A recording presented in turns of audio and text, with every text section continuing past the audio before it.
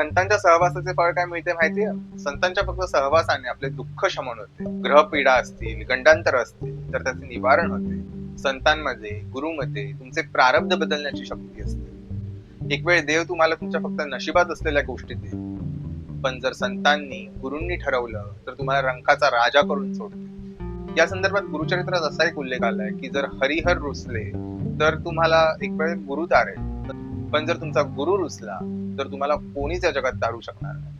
आपल्या नशिबाने महाराष्ट्रात अनेक संत होऊन गेले, त्यांनी आपल्याला अगाध ज्ञान देऊन ठेवले आहे. परंतु आपलं दुर्दैव असं आहे की आता फार कमी संत आपल्या महाराष्ट्रात उरले, आणि जे खरंच सत्पुरुष आहेत त्यांच्याबद्दल लोकांमध्ये आजकाल आदराची भावना अजिबात दिसत नाही.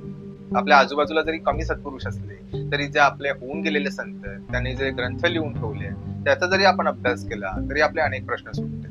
आणि म्हणूनच तर ज्ञानेश्वरी, दासबोध, गुरुचरित्र या ग्रंथांची आजही अनेक पारायण चालू असतात.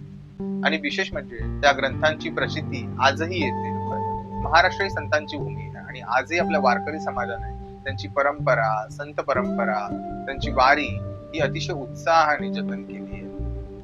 आजही अनेक ठिकाणी हरिपाठ होतो. नृसिंहवाडीमध्ये आजही अनेक गुरुचरित्राची पारायण होतात. आजही अनेक बैठका बसतात. खरंच आपल्या संतांनी आपल्यावरती फार उपकार करून ठेवले, आपल्याला संस्कार दिले आहेत, आपल्याला जगण्याची दिशा दिली आहे. चला तर मग तुकाराम महाराजांचा आजचा अभंग बघूया. देवाच्या प्रसादे करारे भोजन, व्हाल कोण कोण अधिकारी ते.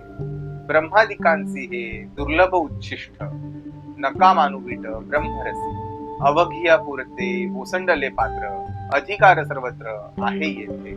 इच्छादानी येथे वळला समर्थ, अवघेची आर्त पुरवितो. सरे येथे ऐसे नाही कदा काळी, पुढती वाटे कवळी घ्यावे ऐसे.